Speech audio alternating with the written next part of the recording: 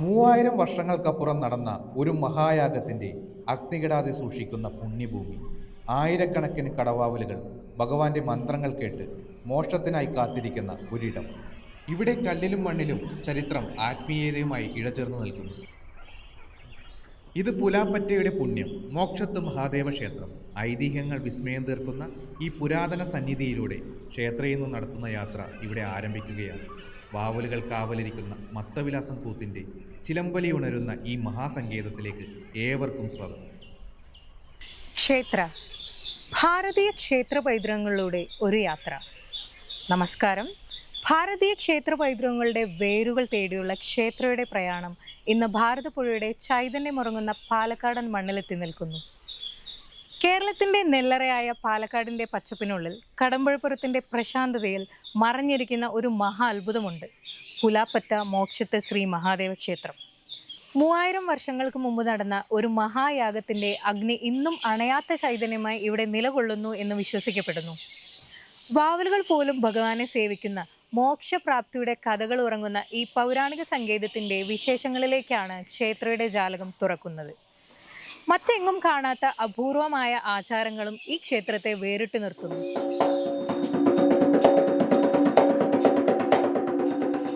യാഗാഗ്നിയുടെ പവിത്രത ഇന്നും ഈ ശ്രീകോവിലുകളിൽ കുടികൊള്ളുന്നു എന്നാണ് ഭക്തരുടെ വിശ്വാസം.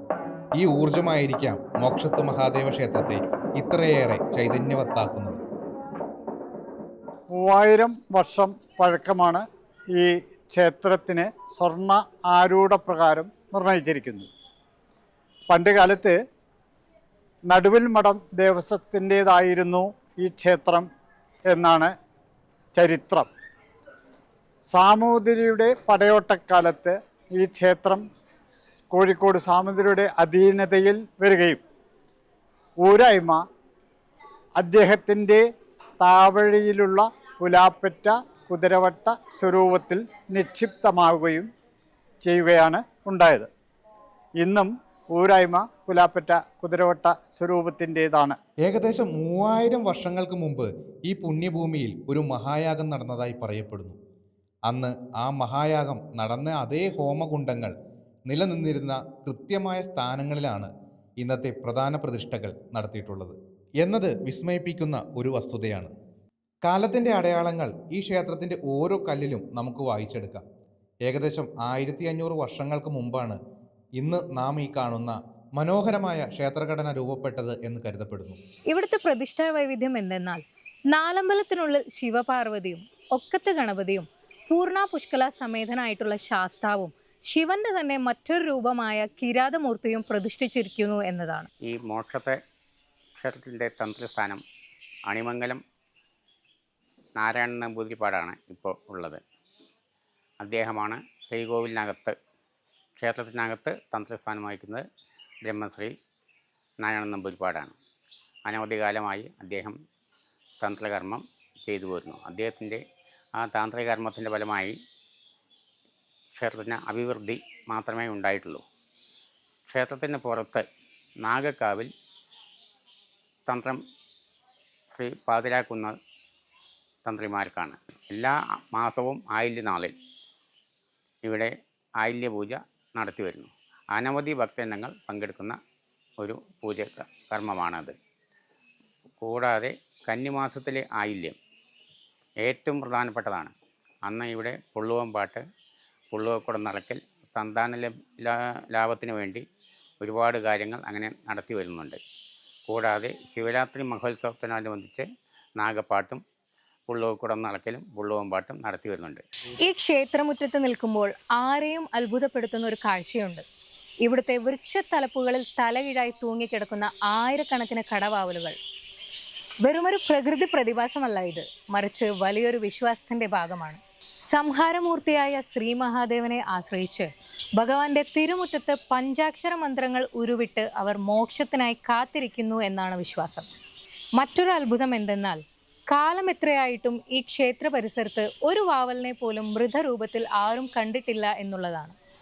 കാലം തൊടാത്ത ഈ പ്രതിഭാസം ഭക്തരിലും സഞ്ചാരികളിലും ഒരുപോലെ വിസ്മയം ജനിപ്പിക്കുന്നു. പ്രകൃതിയും ആത്മീയതയും എത്രത്തോളം ഇഴചേർന്ന് ഇവിടെ നിലകൊള്ളുന്നു എന്നതിന് ഇതിലും വലിയ ഉദാഹരണം വേറെയുണ്ടോ? ഓം വിഘ്നേശ്വരായ നമ.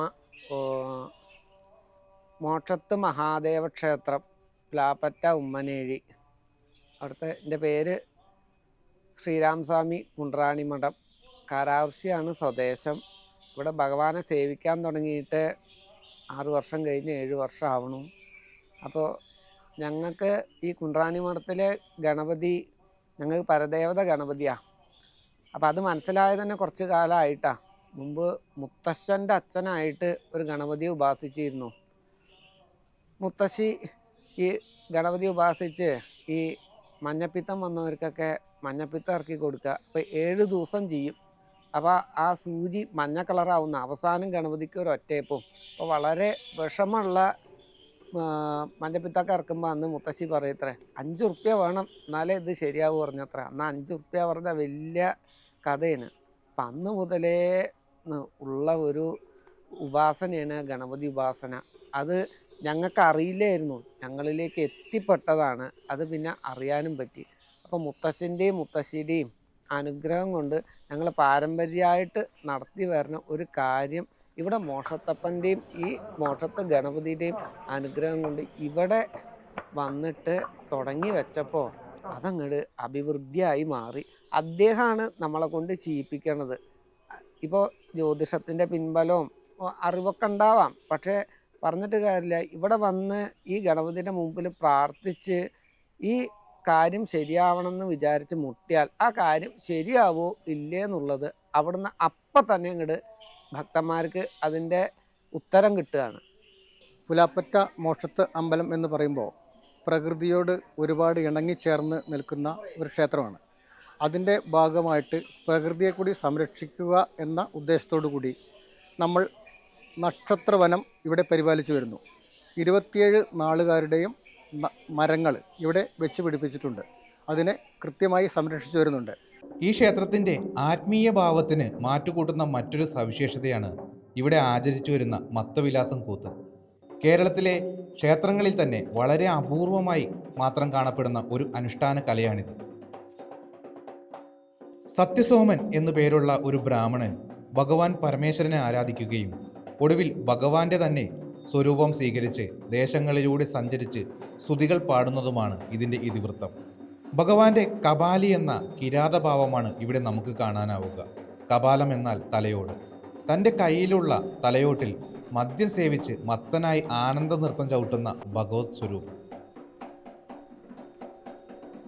ചുറ്റുമുള്ള ലോകത്തെ മറന്ന് സ്വയം ഈശ്വരനിൽ ലയിക്കുമ്പോൾ ഉണ്ടാകുന്ന ആനന്ദത്തിൻ്റെ പ്രകർഷമാണ് ഈ മത്തഭാവം. അതുകൊണ്ടാണ് ഇതിനെ മത്തവിലാസം കൂത്ത് എന്ന് വിളിക്കുന്നത്. ഒരു സവിശേഷത എന്തെന്നാൽ സർപ്പാഭരണങ്ങൾക്ക് പകരമായി ഇവിടെ ഭഗവാന് ചമയങ്ങളിൽ ചെത്തിപ്പൂക്കളാണ് ഉപയോഗിക്കുന്നത്. ക്ഷേത്രയുടെ പ്രയാണം ഇവിടെ തുടർന്നുകൊണ്ടേയിരിക്കുന്നു. മറ്റൊരു ക്ഷേത്രത്തിൻ്റെ വിശേഷങ്ങളുമായി വീണ്ടും കാണുന്നതുവരെ ഏവർക്കും നമസ്കാരം.